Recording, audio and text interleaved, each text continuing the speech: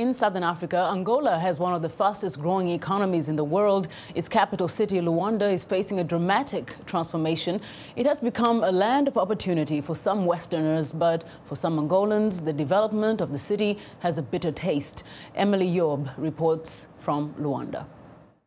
The city has become a big construction site. Everywhere in Luanda, new buildings are rising from the ground as a ballet of crane is shaping the new skyline of the capital. Luanda is busy leaving the past behind, burying 27 years of civil war and devastation under mountains of petrodollars.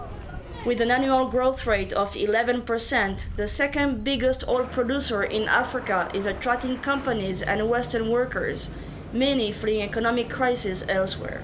Like Silvia Soares, this young Portuguese architect has lived in Luanda for 2 years.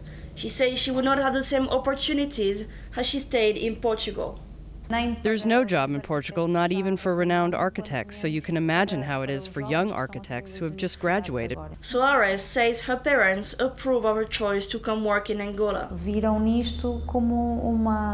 My parents have seen it as a short period thing to do because by the time I come back to Portugal, I'll have a better financial situation than if I had stayed in Portugal. And Luanda is a good place for a young architect as it transforms itself to meet its ambition of becoming a world-class city. Here, the new parliament, a replica of the American Congress. There, the newly inaugurated waterfront. Geographer Chloé Buir says the social composition of the city is also changing. There is a whole rescaling of the city actually, and it's not only that there is a spatial sprawl, like an expansion, but also a whole social reshaping, the central city being emptied of its poorest communities who are evicted in the peripheries. The evictions started in 2010. To provide the space for a new political center, the government destroyed several slums and neighborhoods. Thousands of families were relocated 1 hour, sometimes 2, away from the city center.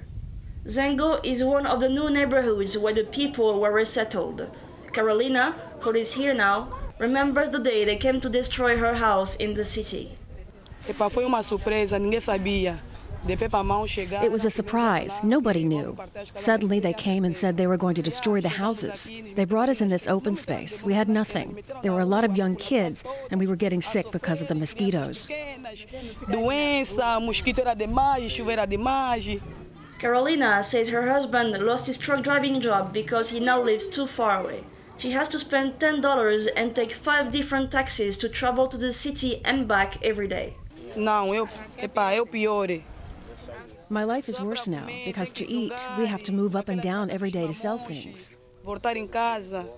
Today, approximately 30% of Angolans live in Luanda, and the development of the city, that started even during the war, is expected to continue in the coming years. Emilie for VOA News, Luanda, Angola.